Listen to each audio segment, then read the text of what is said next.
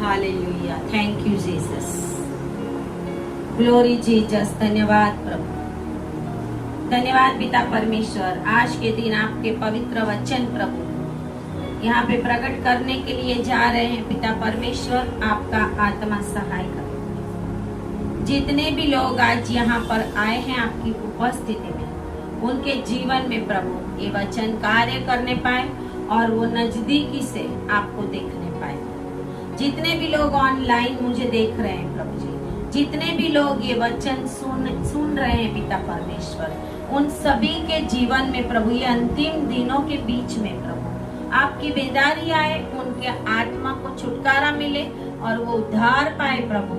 ऐसा होने दे प्रभु। प्रार्थना यीशु के नाम में करते हैं, आमेन आमेन, hallelujah.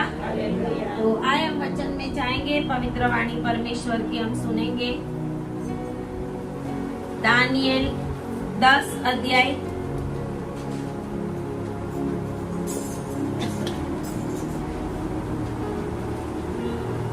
Thank you Lord Jesus.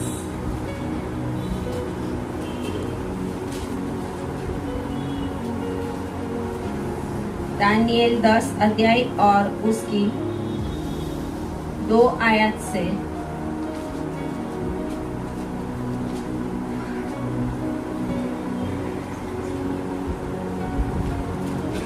Daniel 10 और 2 सबको मिला?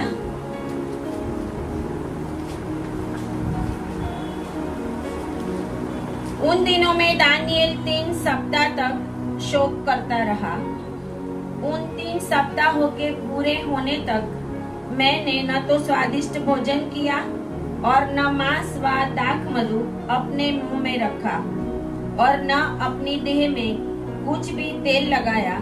फिर पहले महीने के 24वें दिन को जब मैं हिद्देकेल नाम नदी के तीर पर था, तब मैंने आंखें उठाकर देखा कि सन का वस्त्र पहने हुए और उफास देश के कुंदन से कमर बांधे हुए एक पुरुष खड़ा है। उसका शरीर फिरोजा के समान, उसका मुख बिजली की नाई, उसकी आंखें जलते हुए दीपक की सी, उसकी बाहें और पांव चमकाए हुए पीतल के से, और उसके वचनों के शब्द भीड़ों के शब्द का सा था। उसको केवल मुझ दानिएल ही ने देखा और मेरे संगी मनुष्यों को उसका कुछ भी दर्शन न हुआ, परंतु वे बहुत ही थरथराने लगे और छिपने के लिए भाग गए। तब मैं अकेला रहकर यह अद्भुत दर्शन देखता रहा। इससे मेरा बल जाता रहा, मैं भयातुर हो गया और मुझ में कुछ भी बल न रहा। तो भी मैंने उस पुरुष के वचनों का शब्द सुना, और जब वह मुझे सुन पड़ा तब मैं मुंह के बल गिर गया और गहरी नींद में भूमि पर औंधे मुंह पड़ा रहा। फिर किसी ने अपने हाथ से मेरी देह को छुआ और मुझे उठाकर घुटनों और हथेलियों के बल थर थराते हुए बैठा दिया। आमेन, हालेलुया, हालेलुया। ये वचन आपके जीवन में आज कार्य करने पाए। हालेलुया।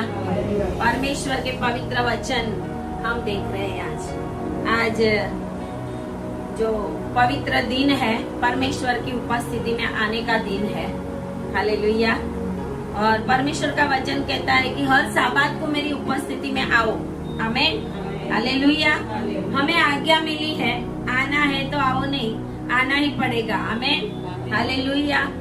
परमेश्वर ने कहा और उस साबात के दिन को हमें पवित्र मानकर परमेश्वर की उपस्थिति में रहकर पूरे दिन में भी, अकेले जिस समय हम चर्च में जाते उसी समय नहीं, हर समय पूरे दिन हम परमेश्वर की उपस्थिति में बने रहे। आमेन, हालेलुया।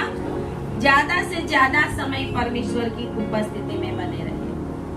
जब हम इस समयों में परमेश्वर की उपस्थिति में बने रहेंगे, फिर परमेश्वर हमसे बात करेगा। आमेन, हालेलुया।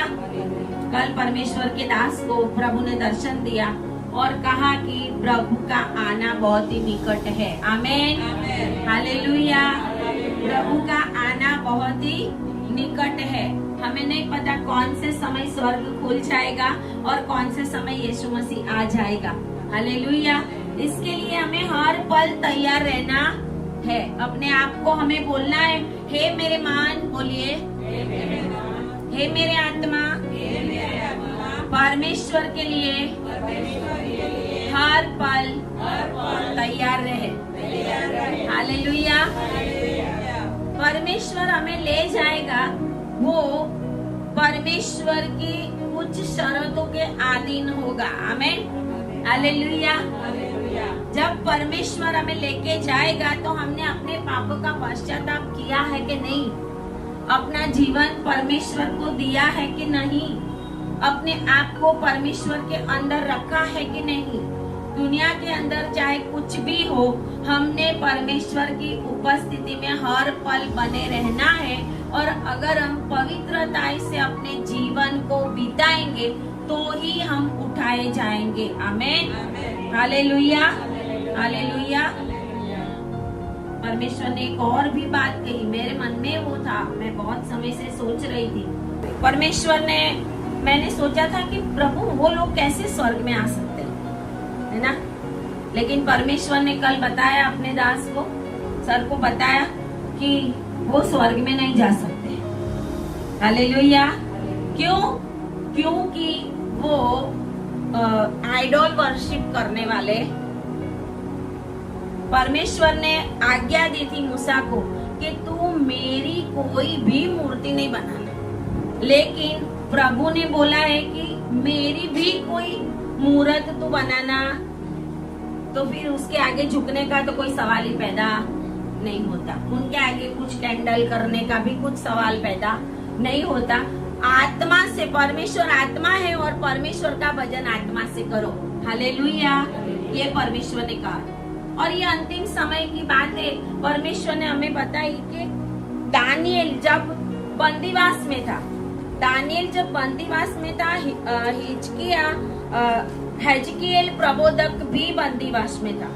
हिजकिय्याह को भी दर्शन बंदीवास में मिला था। हिजकिय्याह का पहला अध्याय आप देखोगे तो उनको भी बंदीवास में दर्शन मिला था।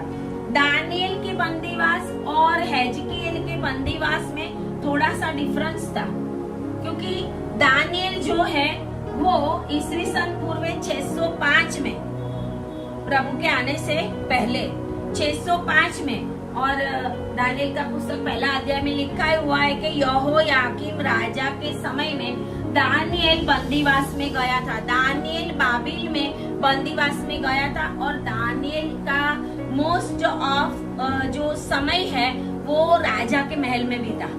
हालेलुया। एक बंदीवान होकर भी दानिएल का जिंदगी का पूरा समय महल में बीता था। आमीन। हालेलुया। हालेलुया। और हम देखते हैं कि हिजकिय्याह प्रबोधक, जब आप हिजकिय्याह का पुस्तक पढ़ेंगे तो उसको कबार नदी के पास दर्शन हुआ था। कबार नदी के पास इजरायली लोगों को जो बंदी बनाया था, उनकी एक जैसे राहत छावनी होती है ना, ऐसी छावनी में सारे इजराइल लोगों को वहाँ पे रखा गया था। वो कबार नदी के पास हिजकिय्याह को दर्शन हुआ था परमेश्वर का। परमेश्वर के आत्मा ने उसको उठाया और पूरा हिजकिय्याह के अंदर भी परमेश्वर ने उसको बहुत सारी बातें बताई और बहुत कुछ दर्शन दिया। आमीन। हालेलुया। तो वो था 6th सेंचुरी में, दोनों एक ही समय में, एक ही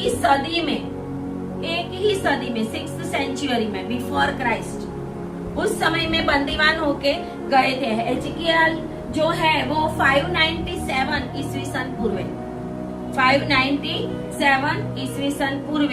और यहोयाकीम राजा, दानिएल के समय में यहोयाकीम था और हिजकिय्याह के समय में यहोयाकीम था। म और न का फर्क है। हालेलुया। इसके लिए हम डिस्टर्ब हो जाएंगे, एक दोनों एक है क्या? वो दोनों राजा एक नहीं है। एक यहोयाकीम के समय में बंदीवास में जाया गया था और एक है वो यहोयाकीम राजा के समय में ले जाया गया था। वो आप घर जाके पढ़ना, दूसरा राजा 24 अध्याय में उसके लिए लिखा गया है। मतलब दोनों को परमेश्वर ने प्रबोधक ठहराया था। आमेन, हालेलुया। दोनों को परमेश्वर ने प्रबोधक ठहराया था।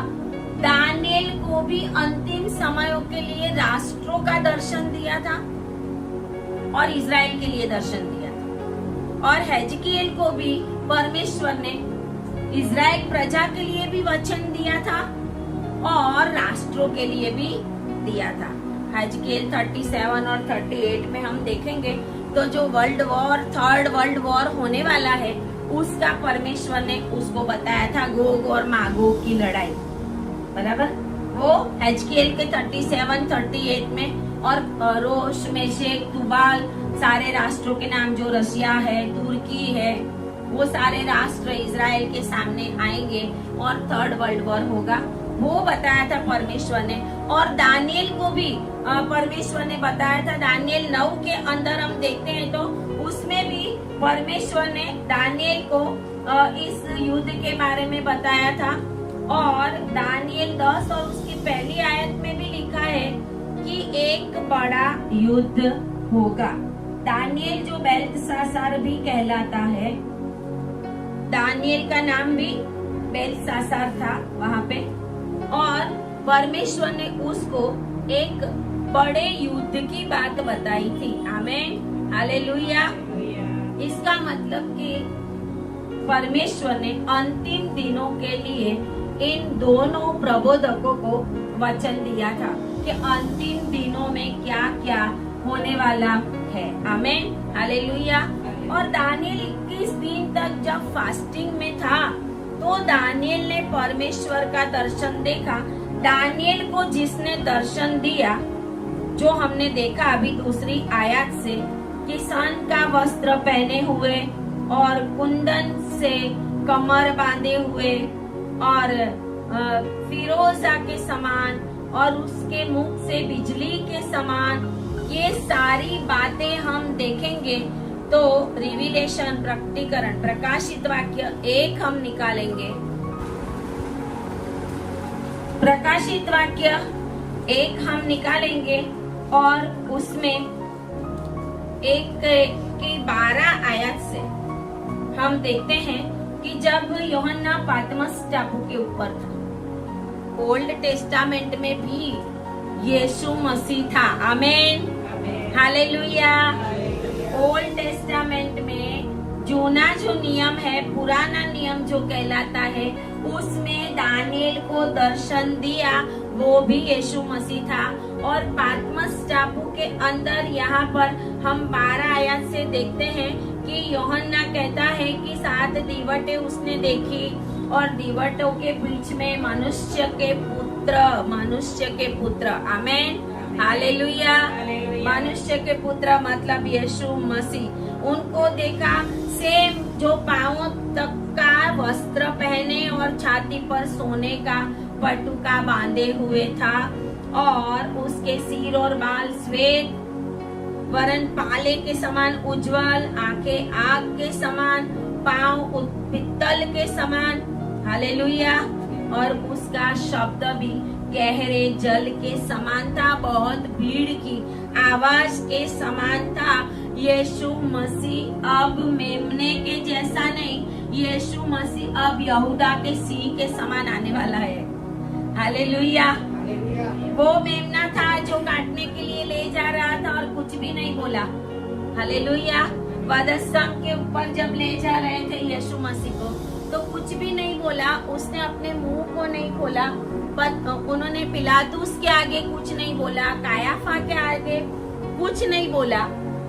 लेकिन अब हमारा जो परमेश्वर है वो एक मेमने के समान था, लेकिन अब यहूदा के सिंह के समान आने वाला है। आमेन, हालेलुया।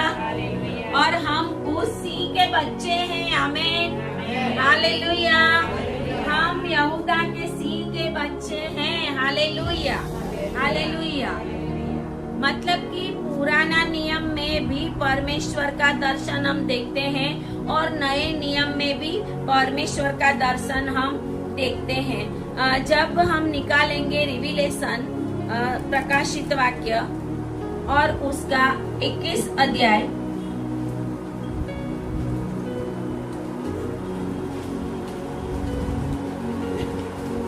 प्रकाशित वाक्य और उसका 21 अध्याय, उसके अंदर 21 अध्याय में हम देखते हैं कि फिर मैंने नए आकाश और नई पृथ्वी को देखा, क्योंकि पहला आकाश और पहली पृथ्वी जाती रही थी और समुद्र भी न था। आमीन, हालेलुया। इसका मतलब कि दानिएल को जो दर्शन परमेश्वर ने दिया और परमेश्वर ने बोला था कि एक बड़े युद्ध की परमेश्वर ने उसको जो भविष्यवाणी दी थी, वो बहुत बड़ा युद्ध भी हो गया है। और उसके बाद 7 साल का दानिएल 9 के अंदर जो विपत्ति काल वगैरह बताया है वो भी खत्म हो गया है। और 7 साल के विपत्ति काल, जब परमेश्वर 7 साल के विपत्ति काल के बाद आएगा तो 1000 साल का परमेश्वर का राज्य भी शुरू हो जाएगा। आमीन, हालेलुया। तो 1000 साल का जो राज्य है परमेश्वर का, हर समय पृथ्वी परमेश्वर ने 7 दिनों में बनाई, 6 दिनों में बनाई, 7वें दिन रेस्ट किया। आमीन। तो हम देखते हैं कि हर समय 1000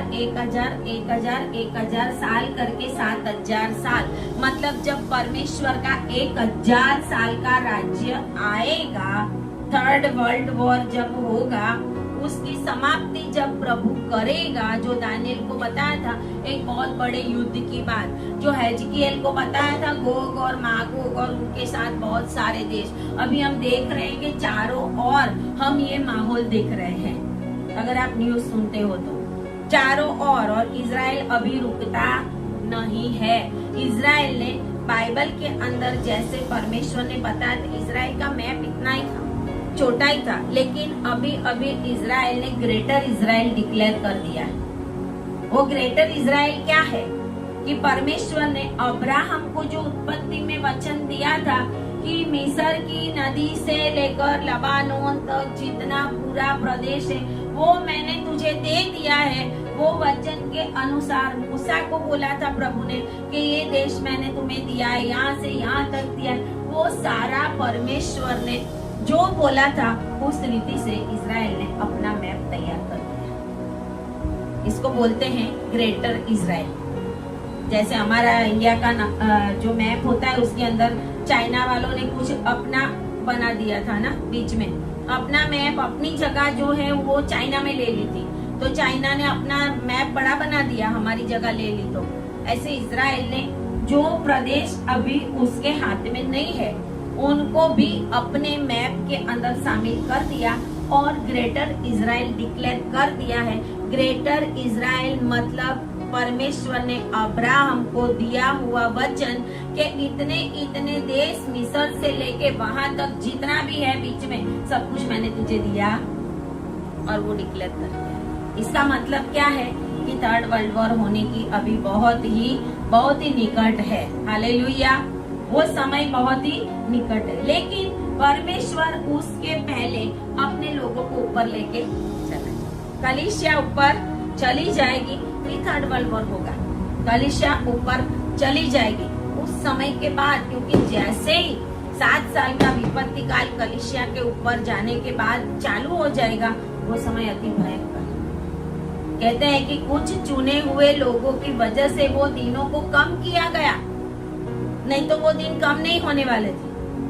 और अभी हम देखते हैं कि कितना भयानक दुनिया के अंदर हो रहा है। तो वो 7000 साल का राज्य शुरू होगा। तो हर समय जब परमेश्वर ने 6 दिन बनाए थे उत्पत्ति में, तो उसका भी कोई मायना रखता है। आमीन। 6 दिन बनाए और 7वें दिन रेस्ट किया, मतलब 7वें दिन परमेश्वर संपूर्णता करने वाला है। आमीन, हालेलुया। तो जो पहला 1000 साल है, पहला दिन परमेश्वर की जो पुस्तक में लिखा हुआ है, एक दिन पूरा हुआ तो लिखा है सुबह सांझ हुई और सुबह हुई, सांझ हुई और भोर हुई पहला दिन। हालेलुया। परमेश्वर की नजर में एक दिन 1000 साल बराबर एक दिन, और एक दिन मतलब 1000 साल। परमेश्वर की गिनती ऐसी होती है। तो जो पहला दिन बनाया प्रभु ने, तो वो 1000 साल का परमेश्वर का पहला दिन आदम से लेकर परमेश्वर का जो 1000 साल का राज्य है नोहा तक था। 1000 साल आदम से लेकर नूह तक जल प्रलय आया वहां तक का 1000 साल। और उसके अंदर परमेश्वर ने जो पाप करने वाले थे उनका न्याय किया था और वो ही प्रभु बाद में भी करने वाला है। जब उनका न्याय हुआ तो ये दुनिया का भी होने वाला है, वो निश्चित है। नोहा से लेके अब्राहम तक 1001 से 2000 तक वापस 1000 साल आया। 1001 से 2000 तक का जो समय है वो भी 1000 साल का समय कि जो नूह से लेके अब्राहम तक उस समय परमेश्वर ने अब्राहम के साथ वाचा बांधी थी। आमेन, हालेलुया। परमेश्वर ने वाचा बांधी अब्राहम के साथ। परमेश्वर ने कहा कि मैं तुझे ये दूंगा। हालेलुया। और हम अब्राहम के संतान है। हालेलुया। 2001 से लेके 3000 अब्राहम से लेके मोजिस तक मूसा तक 1000 साल 3000 साल हुए। हालेलुया।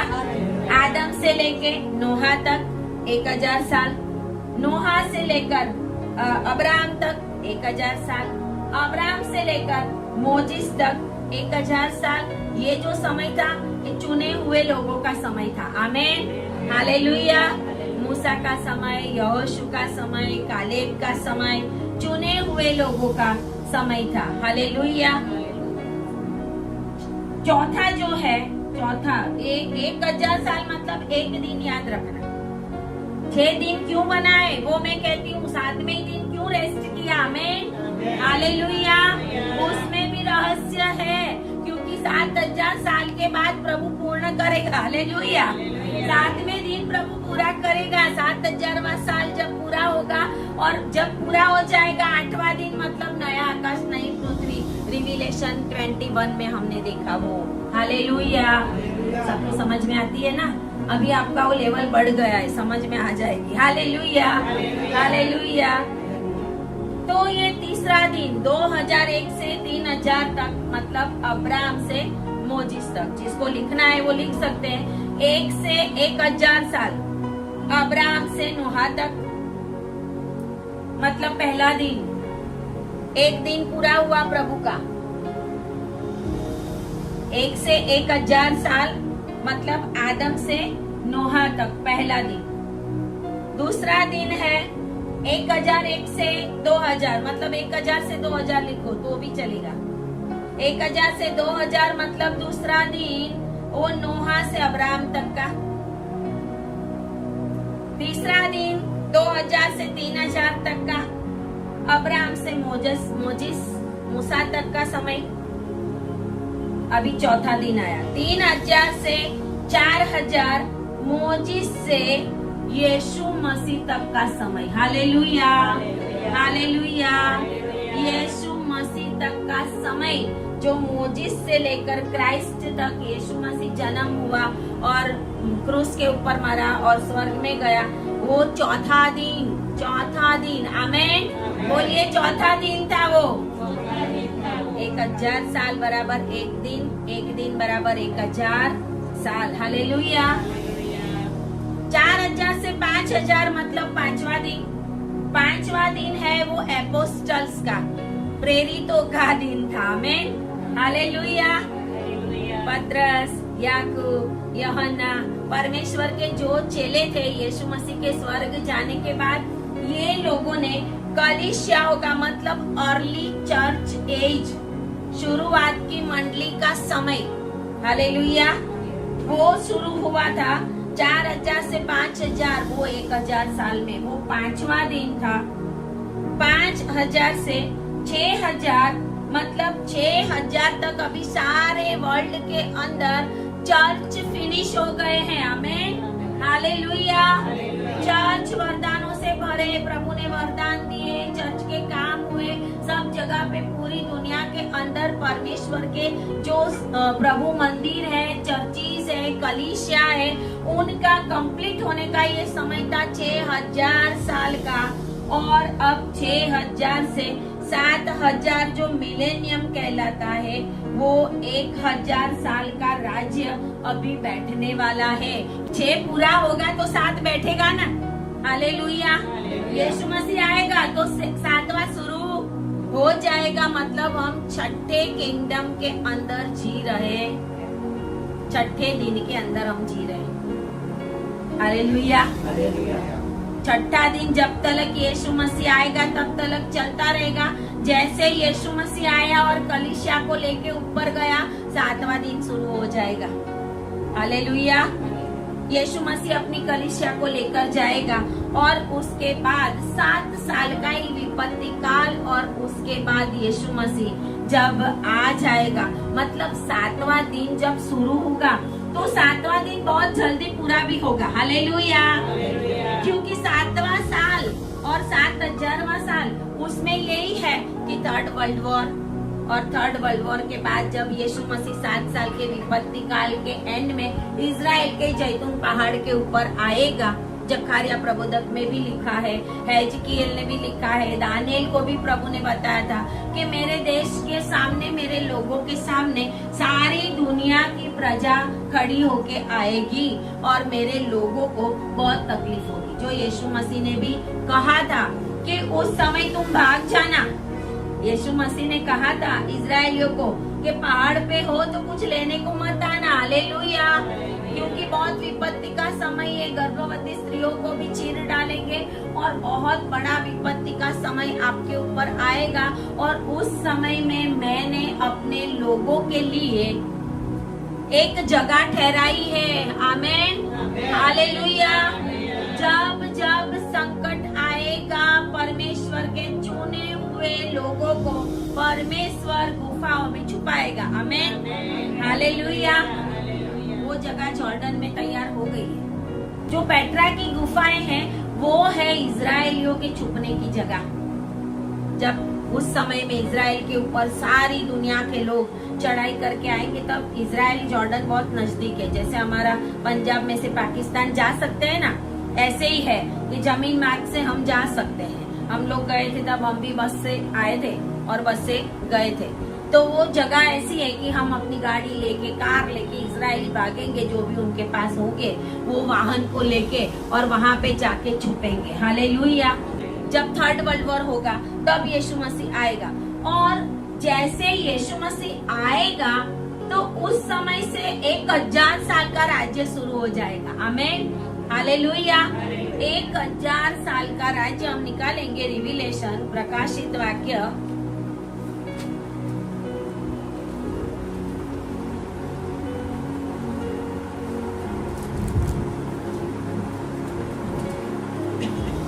20 अध्याय, प्रकाशित वाक्य 20 अध्याय,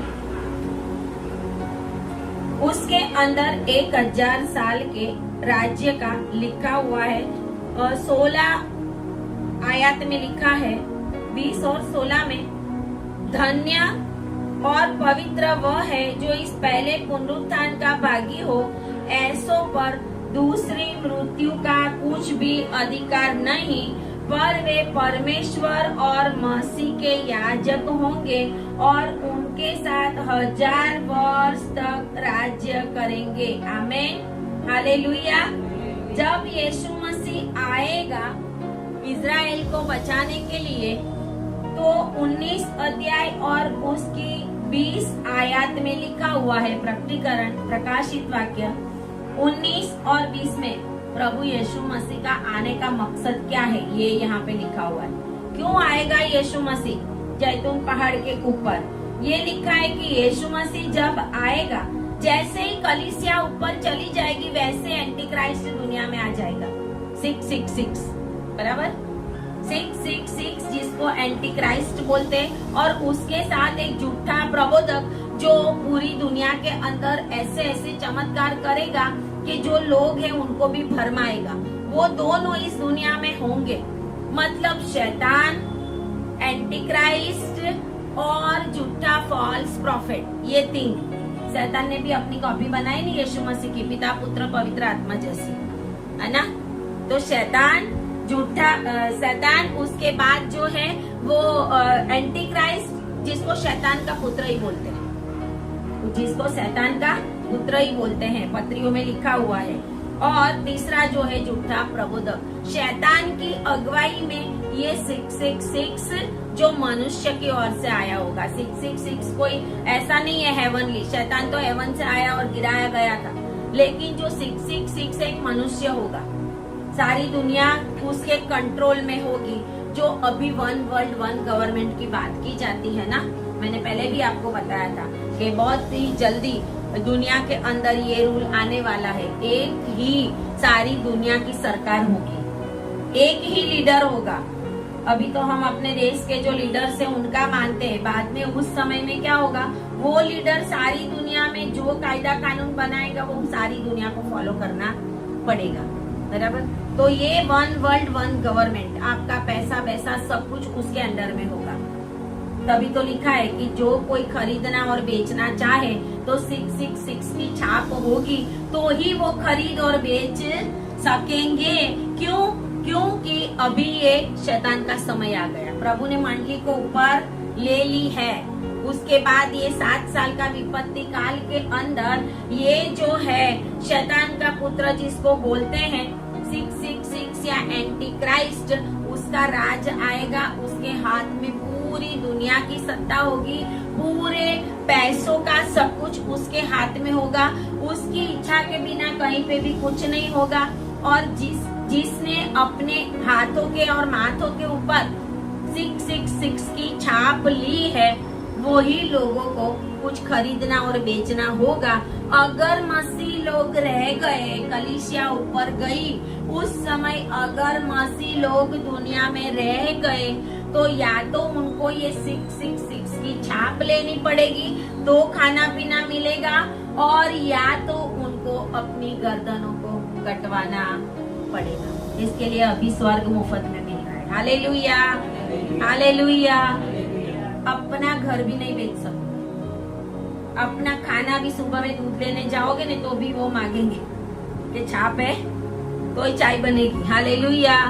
ऐसा समय आने वाला है, 7 साल का विपत्ति का। लेकिन जब 7 साल पूरा होने को आएगा, उस समय 3rd वर्ल्ड वॉर भी चालू होगा। उस समय क्या चालू होगा? इजराइल के सामने युद्ध भी चालू होगा। दानिएल का पुस्तक आप पढ़ोगे तो उसके अंदर लिखा हुआ है, अंधाधुंधी के समय में मंदिर बांधा जाएगा।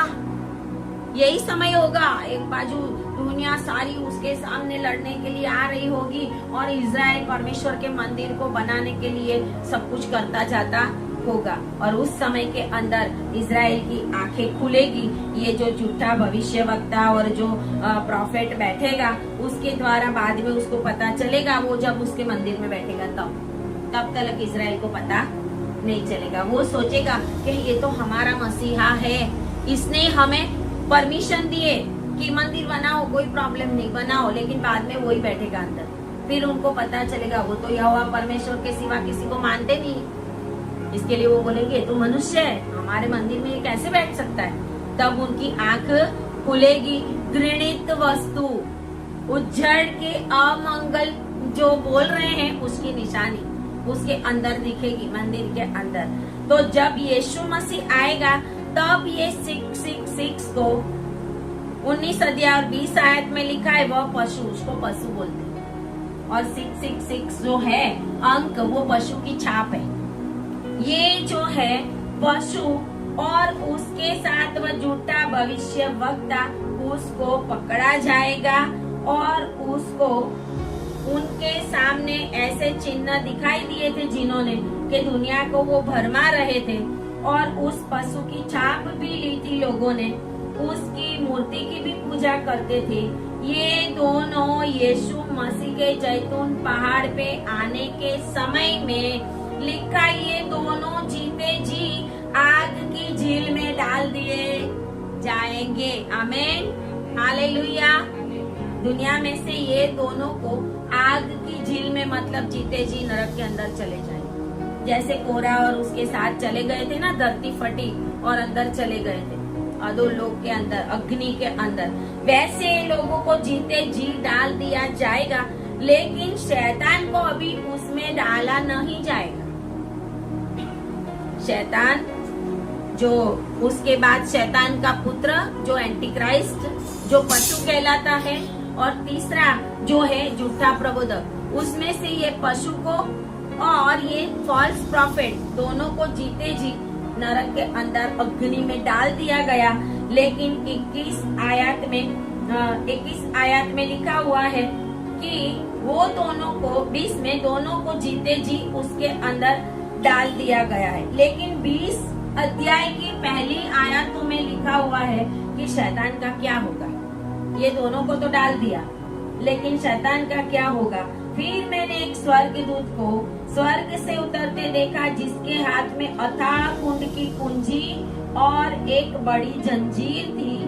उसने उस अजगर अर्थात पुराने सांप को, जो एदन वाटिका में आया, पुराने सांप को, जो जिसको अजगर बोलते हैं, वो शैतान जो है, उसको, जो इब्लिस और शैतान है, पकड़ के 1000 वर्ष के लिए बांध दिया गया। कितने साल के लिए बांध दिया गया? 1000 साल के लिए। जब शैतान को बांध के और 2 लोक के अंदर डाल दिया जाएगा, अथाह कुंड में डाल दिया जाएगा। अथाह कुंड और नरक में फर्क है। अथाह कुंड और नरक एक नहीं है। नरक में अग्नि है, अथाह कुंड के अंदर इतना अंधेरा है, ऐसी जगह में उसको बांध दिया जाएगा। वहाँ पे जो पशु और फॉल्स प्रॉफिट को नरक की अग्नि में डाल दिया गया सीधा। लेकिन इनको उसमें अभी डाला, उसको अथाह कुंड में डाला। अंधेरी जगह होती है अथाह कुंड। जो प्रभु ने स्वर्ग दूत जिन्होंने पाप किया, उनमें से बहुत सारे स्वर्ग दूतों को भी अथाह कुंड में डाल दिया है। आज भी वहाँ पे बंधे हुए हैं। अलग अलग जगहों पे परमेश्वर ने सब उस दूतों को बांध दिया था, वो एक अलग विषय है। जैसे फ्रात नदी के ऊपर 4 दूतों को बांधा है ना, ऐसे अलग अलग। तो उस समय इस शैतान को पकड़ के 1000 वर्ष के लिए जब बांध दिया जाएगा, तब यीशु मसीह का 1000 साल का राज्य शुरू होगा। आमीन। डाल दिया जाएगा तब। ये लिखा है कि 1000 साल का जो राज्य है ना, वो 1000 साल के राज्य के अंदर शांति होगी। और 1000 साल के अंदर कोई किसी को मारेगा नहीं, कोई किसी को खाएगा नहीं, गाय बैल को भी सिंह खाएगा नहीं। हालेलुया। ये समय 1000 साल का, क्योंकि उस समय यीशु मसीह का 1000 साल का राज्य इस दुनिया के ऊपर स्थापित होगा। आमीन। हालेलुया। हम निकालेंगे आइजाया 65, यशाया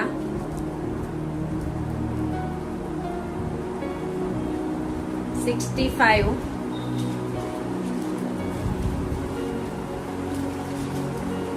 आप लिखना है तो लिख लेना, ये रेफरेंसेस आए। यशाया प्रबोधक को भी परमेश्वर ने बताया था 1000 साल के राज्य की बात यहाँ पर भी की गई है।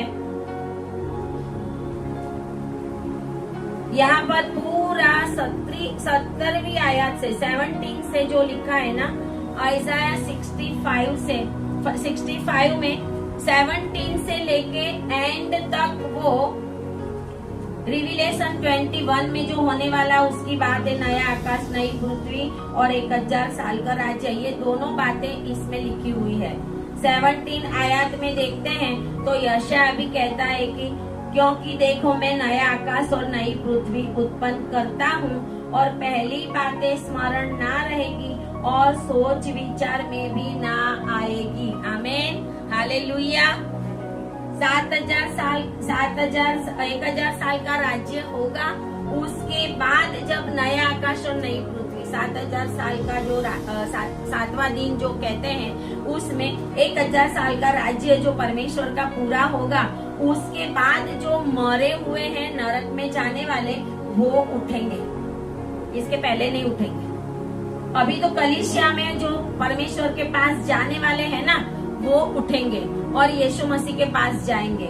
और जो नरक में जाने वाले लोग हैं, जिन्होंने आज तक प्रभु यीशु मसीह को माना नहीं है, वो लोग 1000 साल तक उठेंगे, कब्र में पड़े रहेंगे। 1000 साल प्रभु ने दया कर दी, इतना जल्दी नहीं डालना, थोड़ा बाद में डालूंगा। हालेलुया। 1000 साल उनके तो कम हो गए ना, उनके ऊपर भी दया की गई। नहीं तो 1000 साल तभी डाल सकता था प्रभु, लेकिन प्रभु ने वो नहीं बनाया। प्रभु ने 1000 साल के बाद जब पूरा होगा उनका राज्य, नया आकाश नई पृथ्वी तब ही बनेगी, जब ये जो मरे हुए जिन्होंने प्रभु को स्वीकार नहीं किया वो उठेंगे और उनको नरक में डाल देंगे, जहाँ जहाँ से वो मरे वहाँ से उठा के, और उसके बाद नया आकाश और नई पृथ्वी बनेगी। Hallelujah, hallelujah. तो यहाँ पे लिखा हुआ है कि ये जो दिन है वो कैसे होंगे। 20वीं आयत में लिखा है 1000 साल का राज्य कैसा होगा। उसमें फिर न तो थोड़े दिन का बच्चा और न ऐसा बूढ़ा जाता रहेगा जिसने अपनी आयु पूरी न की हो। मतलब उस समय में लोगों की आयु बढ़ जाएगी, उस समय में लोगों की आयु बढ़ जाएगी। दुनिया के अंदर लोग होंगे ना, दुनिया के अंदर लोग होंगे जो अभी तक प्रभु को स्वीकार नहीं किया। कलीसिया तो ऊपर चली गई, कलीसिया ऊपर चली गई है, लेकिन जो लोगों ने अभी तक प्रभु का स्वीकार नहीं किया वो लोग 7 साल के विपत्ति काल के बाद जब प्रभु आएगा तो कुछ जाति जिसको जूज और माजूज कहते हैं, वो दुनिया में अनेक सारी जातियां होगी, लेकिन पाप नहीं होगा। आमीन, हालेलुया। पाप नहीं होगा क्योंकि जातियां होगी, लेकिन शैतान को 1000 साल के लिए बांध दिया गया है। तो मैं ये मानती हूँ कि अगर शैतान को बांध दिया तो दुनिया में जितनी शैतान की शक्तियां हैं उनको भी प्रभु ने बांध के डाल दिया होगा, तो ही पाप ना कराए ना। हालेलुया, तो ही पाप ना कराए। बहुत सारा कुछ खोल के नहीं लिखा है, लेकिन ये हमारी सोच है। और दूसरी बात यहाँ लिखी, उस समय में लोगों की आयुष्य बढ़ जाएगी। पापी 100 वर्ष का होकर श्रापित रहेगा। पापी की आयु तो बढ़ेगी, लेकिन होगा कैसा? श्रापित। आयु बढ़ती रहे, हमारी बहुत लंबी आयु मिले, लेकिन हम नरक में जाए तो हम श्रापित ही हैं। ऐसे जो भी लोग दुनिया में रहेंगे उस समय पे, जो परमेश्वर का स्वीकार नहीं करेंगे, उस समय में भी थोड़ा समय दिया जाएगा लोगों को कि जो लोग प्रभु को स्वीकार करना चाहते हैं वो विपत्ति काल के अंदर अपने आप को परमेश्वर को देंगे, तो परमेश्वर उनको उनके ऊपर भी दया करेंगे। बहुत सारे पास्टर्स, बहुत सारी कलीसिया के अंदर अभी जो हर संडे के संडे चर्च भरा रहता है ना, उसमें जो होते हैं ना, जो भी गलत काम करने वाले जो नहीं जाएंगे ऊपर, उनमें से बाद में पता चलेगा कि कलीसिया तो चली गई, मेरे घर में से माँ चली गई, मेरे घर में से दादी चले गए, मेरे घर में से पापा चले गए, तो उस समय वो शायद पश्चाताप करेंगे तो गला कटवा के उनको उधार मिलेगा, नहीं तो नहीं मिलेगा। तो लिखा है उस समय में घर बनाकर उनमें बसेंगे, दाख की बारियां लगाकर उनका फल खाएंगे,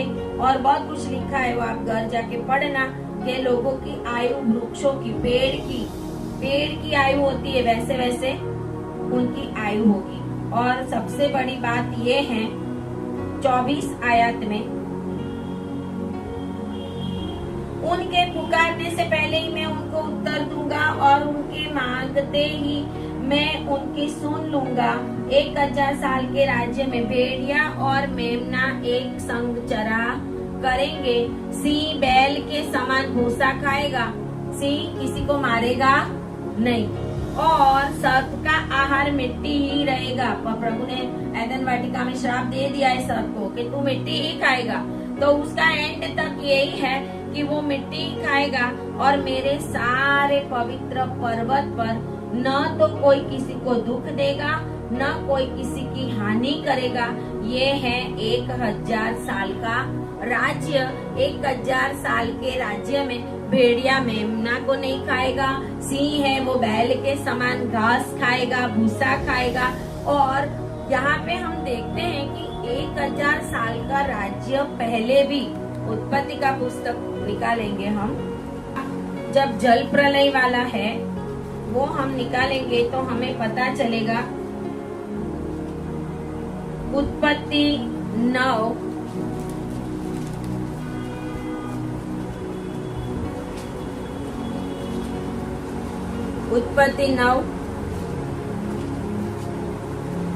और उसकी 3 और 4 आयत में, पहले ही उत्पत्ति में लिखा हुआ है कि पहले जब नूह का जल प्रलय था आया, नूह के समय में, उसके पहले सब चलने वाले जंतु तुम्हारा आहार होंगे। बाद में प्रभु ने ये वचन दिया था, चलने वाले जंतु ये जो हम खाते हैं जिनको मांस के रूप में, वो सारे नूह को परमेश्वर ने जल प्रलय के बाद खाने को बोला था। आमीन, हालेलुया। यहाँ पे लिखा है कि वे सब तुम्हारे वश में मैं कर देता हूँ, किनको पक्षियों, भूमि पर रहने वाले, पृथ्वी के ऊपर के सारे पशु। और 9 और 3 में लिखा है सब चलने वाले जंतु तुम्हारा आहार होंगे, जैसा तुमको हरे हरे छोटे पेड़ दिए गए थे वैसे ही अब सब कुछ देता हूँ। आमीन। परमेश्वर ने जल प्रलय से ये लोग बाहर आए तब उनको खाने की आज्ञा दी थी। उत्पत्ति 1 निकालेंगे।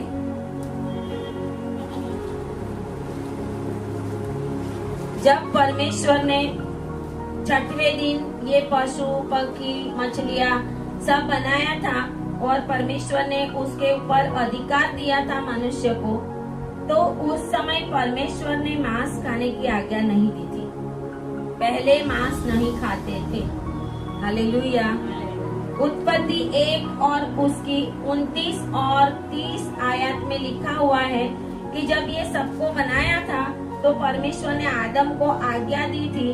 फिर परमेश्वर ने उनसे कहा, सुनो, जितने बीज वाले छोटे छोटे पेड़ सारी पृथ्वी के ऊपर है और जितने वृक्षों में बीज वाले फल होते वे सब मैंने तुमको दिए हैं, वे तुम्हारे भोजन के लिए हैं। और जितने पृथ्वी के पशु और आकाश के पक्षी और पृथ्वी पर रेंगने वाले जंतु जिनमें जीवन का प्राण है, उन सब के खाने के लिए मैंने सब हरे हरे छोटे पेड़ दिए हैं। तब मांस खाने का दिया नहीं था। जल प्रलय के बाद परमेश्वर ने ये आज्ञा दी थी। और नूह के जहाज के अंदर 1000 साल का राज्य चल रहा था। आमीन, हालेलुया। हम सोचते हैं ना कि क्यों नूह के जहाज के अंदर बकरी को क्यों नहीं खा गया शेर? हालेलुया। क्यों सिंह नहीं खा गया? क्योंकि परमेश्वर की आज्ञा ही नहीं थी खाने की। सारे पशु पक्षी बैल जो शेर हैं सारे घास और पेड़ और फली खाते थे, एक दूसरे को खाते नहीं थे। हालेलुया। अभी काइन ने भी पाप नहीं किया, अभी ये पहले की दुनिया की बात है। हालेलुया। वहाँ पे कोई किसी को मारता नहीं था।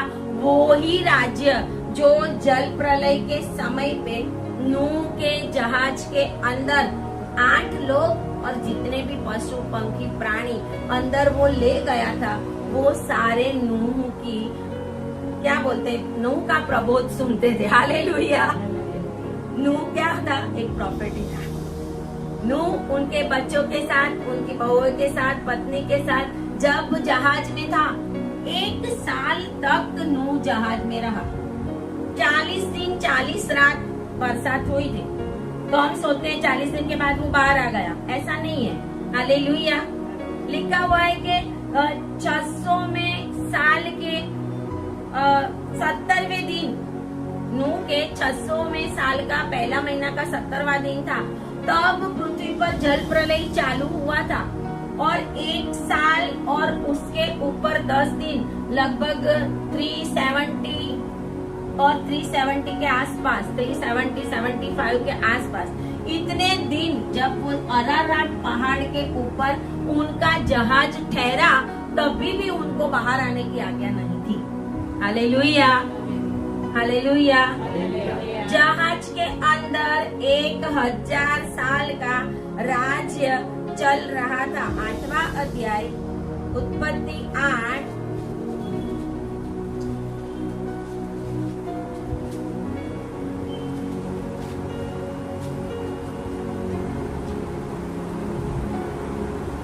नूह की आयु के 601 वर्ष के पहले महीने के पहले दिन, तो जब जल प्रलय चालू हुआ था तब नूह की आयु 600 साल की थी, लिखा हुआ है बाइबल में। अब 600 साल का 1 वर्ष, मतलब 1 वर्ष पूरा हो गया जहाज में। हालेलुया। जहाज में कितना वर्ष पूरा हुआ? 1 साल पूरा हुआ। 600 साल नूह का था तब जल प्रलय आया था।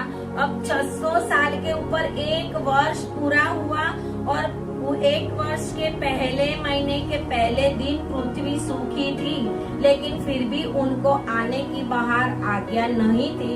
लेकिन 14वीं आयत में लिखा हुआ है कि दूसरे महीने के 27वें दिन पृथ्वी पूरी रीति से सूख गई। और फिर 15वीं आयत से लिखा है कि प्रभु ने नूह को बोला कि जो जो तेरे साथ जहाज में है उन सब को बाहर निकाल के लेके आ। आमेन, हालेलुया।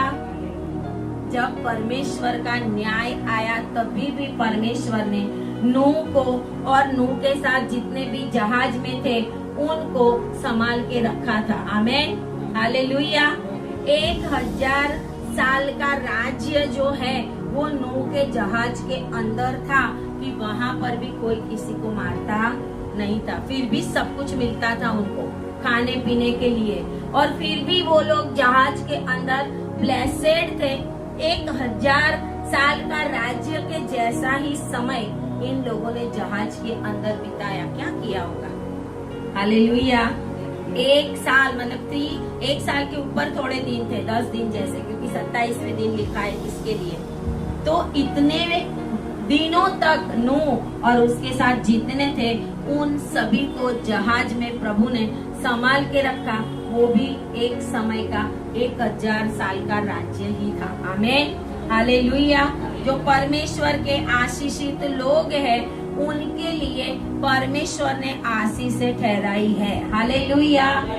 चाहे कितना भी दुख संकट आए, चाहे कितना भी प्रॉब्लम्स आए, चाहे कितना भी दुनिया के अंदर उथल पुथल हो जाए, अगर आप प्रभु में हैं तो परमेश्वर का हाथ आपके ऊपर बना रहेगा। आमेन, हालेलुया। परमेश्वर का हाथ आपके ऊपर बना रहेगा। और जैसे दूसरा पत्रस 3 और 8 में लिखा हुआ है, ऐसा एक दिन 1000 साल बराबर एक दिन, और एक दिन बराबर 1000 साल। परमेश्वर का माप अलग होता है। आमेन, हालेलुया। नया यरूशलेम जो रिविलेशन 21 में लिखा है, नए यरूशलेम में जब हम आएंगे तब सारी बातें पुरानी भूल जाएंगी, तब तक याद होगा। हालेलुया। तब लिखा हुआ है अब सब कुछ पुराना चला गया है, फिर याद नहीं आएगा, अरे मेरा काका मर गया लेकिन वो प्रभु में नहीं आया तो अभी उनका क्या हुआ क्या नहीं। नया आकाश नई पृथ्वी बनेगा तब पुरानी सारी सोच चली जाएगी। हालेलुया।